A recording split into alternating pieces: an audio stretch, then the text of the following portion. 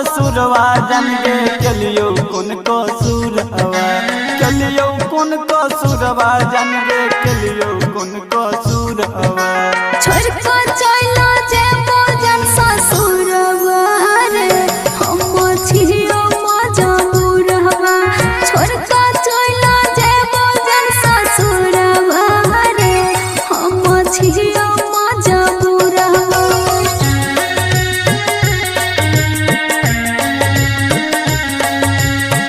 Music by Dilip Saawariya.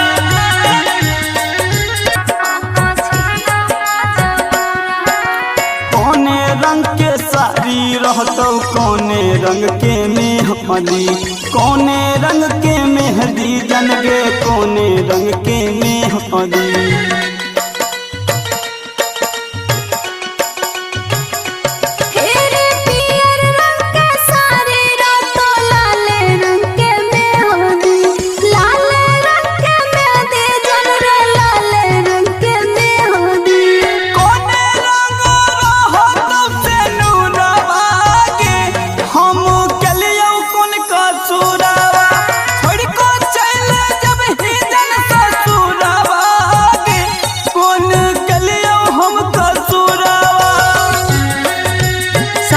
Recording studio Hajipur.